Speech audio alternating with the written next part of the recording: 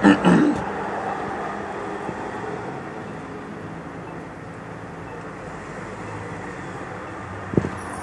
you guys want to see where I'm at? Where I do so many videos. I do them sometimes in quiet places, but I'm in this little town. Well, it's not a little town.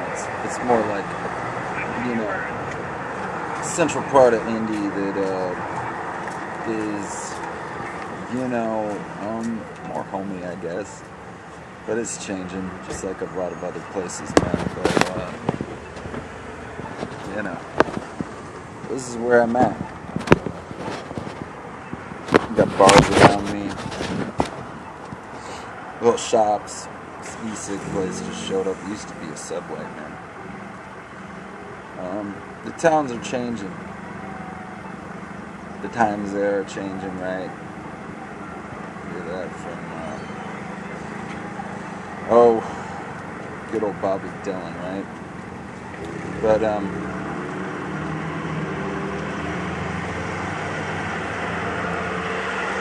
my body and my mind gets tired of this shit, man.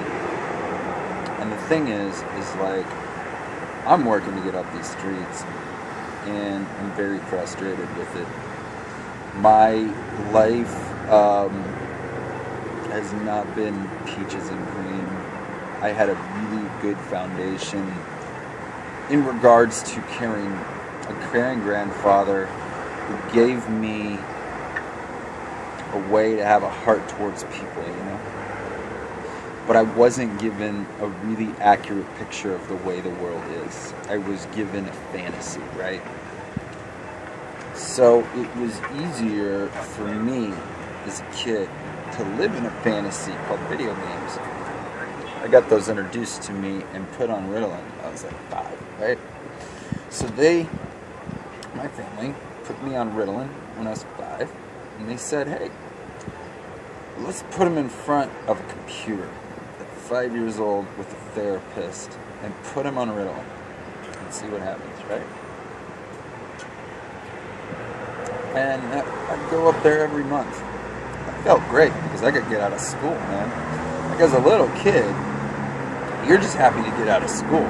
So I was happy to get out of school, see my therapist, play some video games, talk to this therapist, they give me these drugs, I sit in the little brown, you know, therapy office and I wait. Well, when I got a little older, my parents didn't like driving an hour and a half away. It's a 2-hour drive there and back. And so we switched therapists to another guy, and he was a happier guy, you know. He was always nice, happy, bubbly guy, you know, but still, psychiatrist. Let's look at this kid, let's analyze him, and let's put him on drugs, or keep him on drugs, right? So, the thing is, man, I'm talking about our way of seeing life and the distraction of addiction to whatever it is that keeps us from what? Seeing the real world. See, the real world is where I'm sitting right now. I'm watching cars drive by. I'm watching a guy, you know, fix his bike up. I'm watching another guy walk by on his phone. I'm watching cars pass by. I'm feeling the winds pass by me. I'm looking at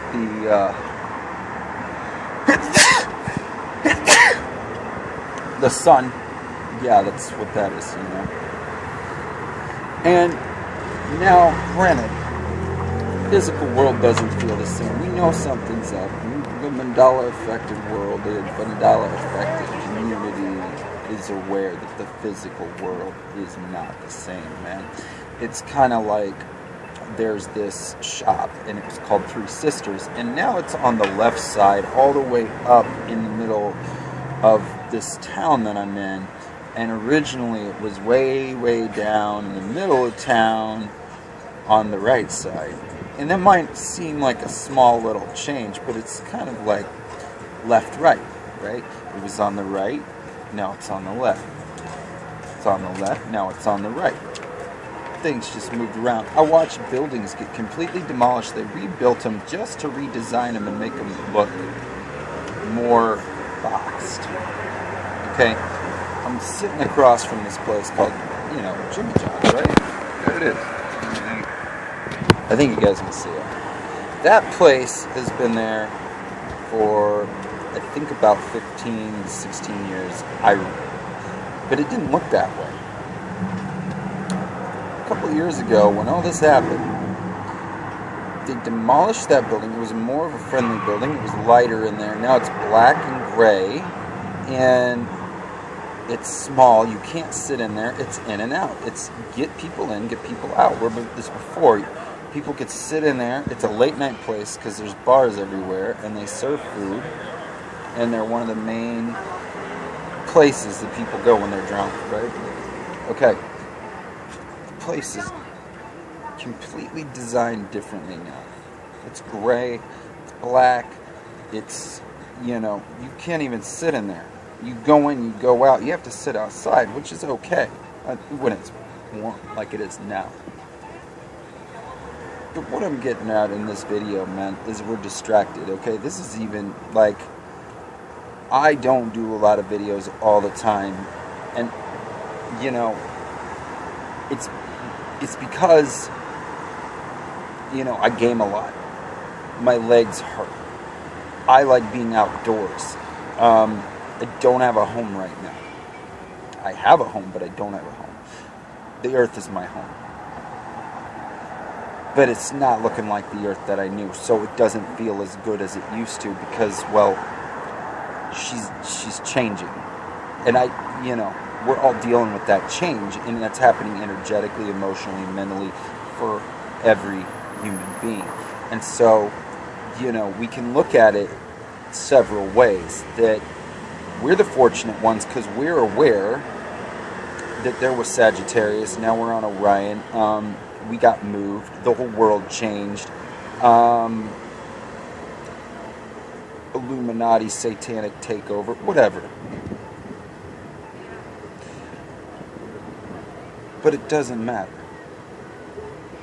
See, I'm beginning to quit caring about all that shit because I know that it happened. And I know that it's real.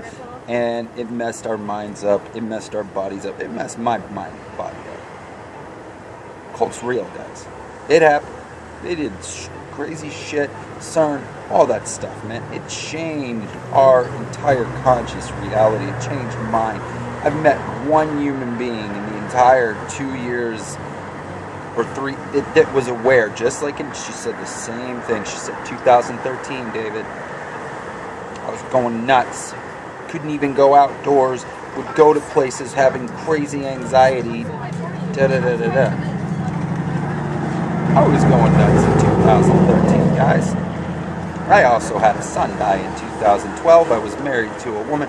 It changed history for me, for her. But see, here we are. So what this video is about distractions. In the last video, I just noticed something, okay? I talked about stopping for the one, right? I talked about the mother heart. I saw my mom yesterday. It was great. We went to this little restaurant. Phenomenal little restaurant that just started not too long ago. Met the cook. It was great. It's great, guys. Those little things about life now that mean so much to me. So, I'm talking in that video about stopping for the one. I spend a lot of time on the streets, well, because I have nowhere else to be or go, and my legs hurt, so I have to decide where I'm going to be. A lot of people like to talk a lot of shit about what David does with his spare time. Why? I guess they have nothing better to do. I don't know. I've been accused of being a drug dealer and all kinds of shit on how I get my money and live. Well, it's not what I do, guys. I'm tired of that whole mess. But it doesn't matter. Because it's not true. I know it's not true. Other people can say whatever they want. Anyway. Stopping for the one and distractions. Each day, all of you, me, you, everybody, walks throughout our day. Okay? and we do what we're going to do. It's hard because I like the town I'm in, but I know I got to move on because I will go better places in the places that I need to go by leaving this little comfortable space that I have been in for 2 years after feeling like I was forced by a force that is dark that messed my whole world, that I allowed in my life, in my mind, in my consciousness, and I end up in this little town, that part of town. But stopping for the one, go back to that, distractions and stopping for the one, 2 stories. So I talked about that on my last video, stopping for the one, mother, heart, sacred heart, alignment, being born, birth, all that stuff, right? I'm sitting there, I talk about that, and the very day that happened, I'm chilling. I drink coffee, I just play video games all day sometimes. I'm very lazy sometimes, okay? I draw, I paint, I miss my kids. I need to get a space so I can see my daughter again. That's what's on my heart more than anything. But this leg thing, right? Having a broken leg makes it difficult to get around, and there's not a lot of help with the homeless to get you back on your feet. That's all I need is a place to stay, get me back on my feet, get a better routine in my life. It's not about work, guys. It's just getting discipline again. I'm undisciplined, and I'm lazy sometimes. I admit it, you know? Anyway, it doesn't matter about all that energy and dark, blah, blah, blah. Okay. So here we are, stopping for the one. So I talk about that the other day in my other video, right? And I'm sitting right where I am right now, and this dude walks up. And I saw him, he walks by, he has a dog, it's a big old Doberman, this beautiful, beautiful dog. Walks by, say hey, keep chilling, right? Then he comes back, he stops. The dog is like all up on me. He's like, the dog doesn't do this, man. The dog is loving you. It's great. So we start talking, and we just hang out, and he's this painter guy. He tells me stories about meeting like Luke Wilson and Owen Wilson, if anybody knows who that is. And I'm not going to go into the details, but he met him in rehab, and he says, well, they're not what they are and what we see, because Hollywood's fake. But I hope you guys know that by now, that everything in Hollywood is a show, it's fake, none of it's real. And the way that we're presented these people, none of it's real. They're just like us. I recognized that a long time ago, but the thing is, have compassion on them because they're stuck in a system that just wants to use them. And, well, you know, they signed up for it, so some of them, it's fame and fortune, but it's at a cost, and people know it. Anyway, so, here we are, stopping for the one. So the guy stops, and I talk to him, and I just hang out with him. And then he drives me to the place I need to go to sleep that night. And you know what he tells me? He tells me that one of his best friends killed himself recently, man. That day before. He told me a lot of stuff about his life, but I made myself available. So this dude stops for the one, but in turn, I stop for him. And it touches his heart, and he says, I have a better day today because we spent time. And I'm like, I'm just this dude on the street, right? I've lost everything. I'm like Job, man. I had this long argument with God, and everybody tells me this is how you get to God, this is what you gotta do, da-da-da-da-da, and love's already here, and love keeps pushing through, but I have all this fear in my head. And that's what's in my head. It's not that I didn't have, like, demonic shit happen to me, man. That happened. Assignments, all that stuff. But it put fear in here. So love is already there, and love is like biting me to be the beloved again, and be that beloved human that I am, and that man, and be connected with the spirit and all that, right? So this dude stops, and he says, David, you made my day, man.